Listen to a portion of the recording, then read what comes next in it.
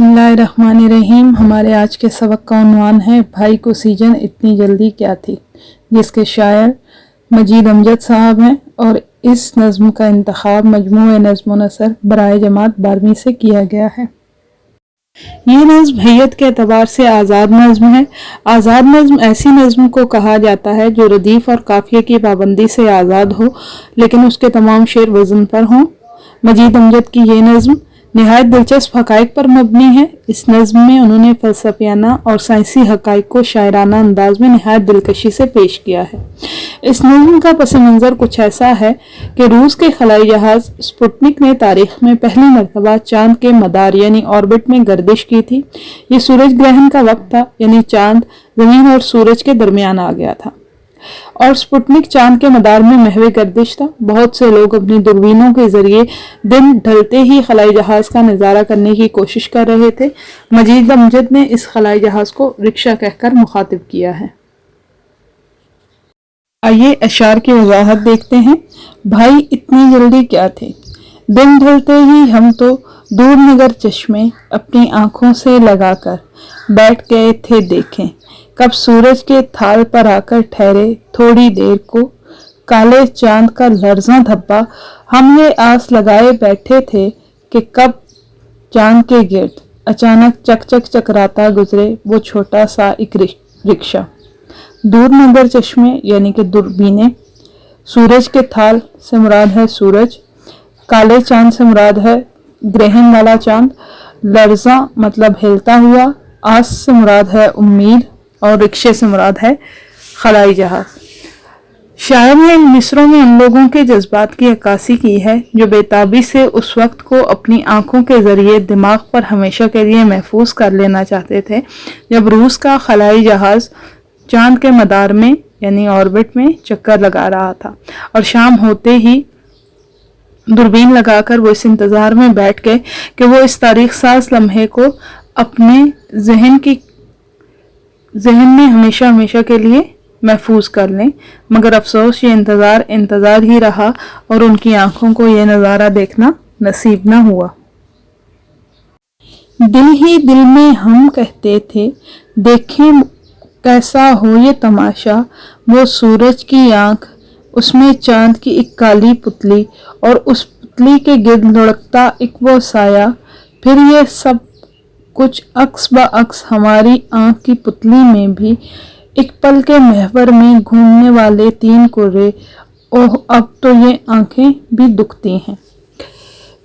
چونکہ یہ سورج گرہن کا وقت تھا، اس لیے مجید امجد نے چاند کو سورج کی آنکھ میں کالی پتلی قرار دیا ہے، اور شاعر کی آنکھ یہ منظر چشمے تخیل سے دیکھ رہی تھی کہ 3 کرے یعنی کہ سورج، چاند اور زمین ایک ہی سیدھ میں آ چکے ہیں، یعنی یہ ریاضتی وقت کے حامل تینوں کرے ایک قطار میں موجود تھے، اور ان کے کہنے کا مقصد یہ ہے کہ اب انتظار کر کر کے ان کی آنکھیں بھی دکھ چکی ہیں، مگر وہ نظارہ جس کو دیکھنے کے لیے لوگوں کی نظریں بےتاب ہیں وہ ابھی تک ان کی نگاہوں کے پردے پر نہیں آ سکا۔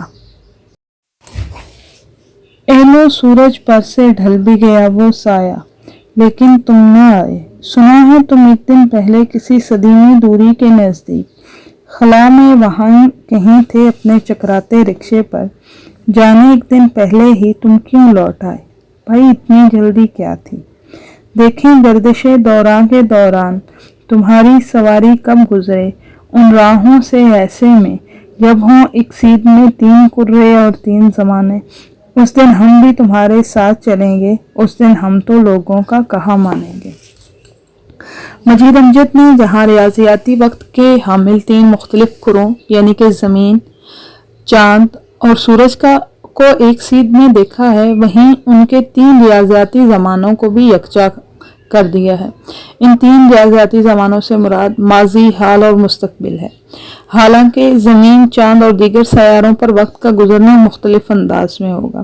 زمین پر ماہ و سال کا تعین مشتری یا پلوٹو کے ماہ و سال سے مختلف رہے گا، لیکن مجید امجد نے ان تینوں کروں کو زمانوں کے خاص وقت میں ایک طرح کا بنا دیا ہے، اور اسی وقت کی اختلاف کی وجہ سے ایک دن کا فرق پڑ گیا، اور وہ نظارہ جو لوگوں کو مخصوص دن پر نظر آنا تھا वो नजर न आ सका।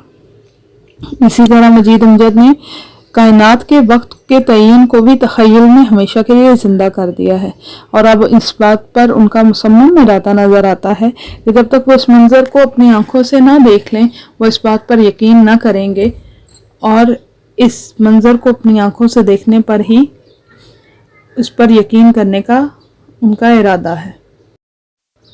मरकजी ख्याल, बेशुमार वाक़यात ऐसे हैं जो किसी वक्त में जन्म लेते हैं। अब ये फर्द पर मुनहसर है कि वो उसका एतबार वक्त के धारे में इस वाक़े को सच जानकर चुन लेता है। यही उसकी सच्चाई का जवाज़ है। वक्त को महसूस करने और ज़मीनी तनाजुर में वक्त गुजरने का इदराक ही इस नज़्म का मरकजी ख्याल है।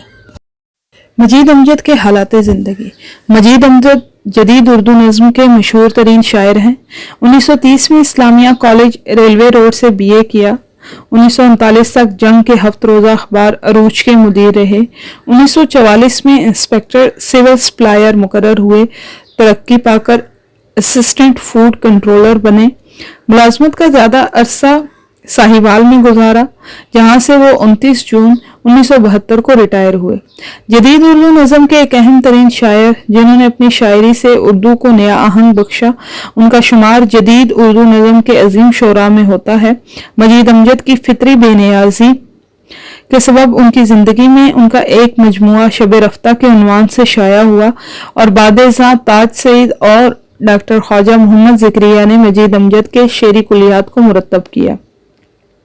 मजीद अमजद की नसर भी मिकदार में कम होने के बावजूद एक मुनफरिद शनाख्त की हामिल है। बच्चों के अदब, कॉलम निगारी जैसी असनाफ से दिलचस्पी भी आपकी शख्सियत का हिस्सा है। आखिरी अय्याम आपने नहायत उसरत और तंगी में गुजारे। वफात से एक माह पहले तक उन्हें पेंशन न मिल सकी।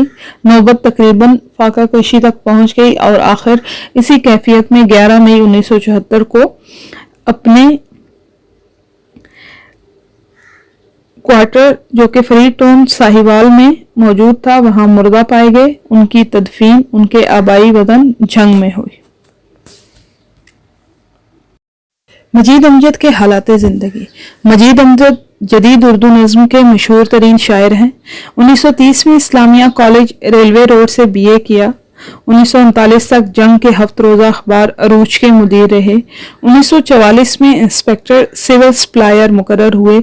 तरक्की पाकर असिस्टेंट फूड कंट्रोलर बने।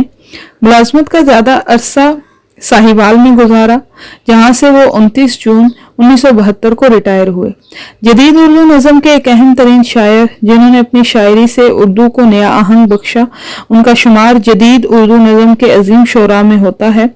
मजीद अमजद की फितरी बेनियाजी के सबब उनकी ज़िंदगी में उनका एक मजमुआ शब रफ्ता के उन्वान से शाया हुआ, और बादशाह ताज सईद और डॉक्टर ख्वाजा मोहम्मद ज़िक्रिया ने मजीद अमजद के शेरी कुलियात को मुरतब किया।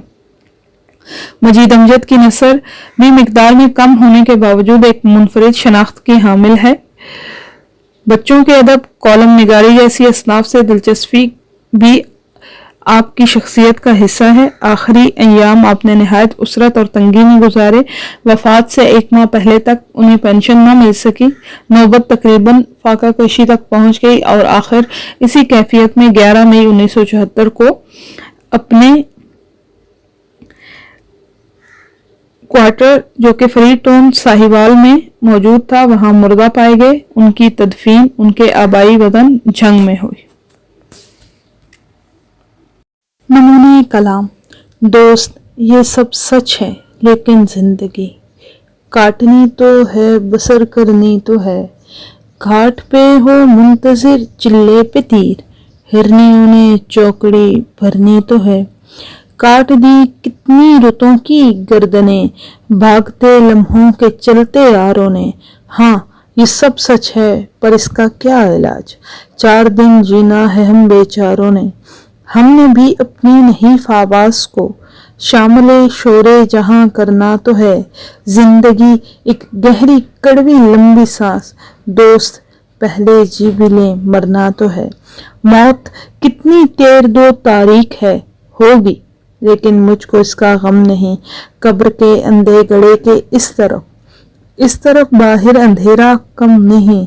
हाँ, इसी गुमसुम अंधेरे में अभी बैठकर वो राख चुननी है हमें, राख इन दुनियाओं की जो जल बुझी, राख जिसमें लाख खूनी शबनमें ज़ीस्त के पलकों से टिप टिप फूटती, जाने कब से जज्ब होती आई हैं, कितनी रूहें इन ज़मानों का खमीर अपने अश्कों में समोती आई हैं। जानता हूँ मेरे दिल की आग को चंद माहो साल के ईंधन का ढेर देर तक ताबिंदा रख सकता नहीं, ज़ीस्त इम्कानात का एक हेर फेर।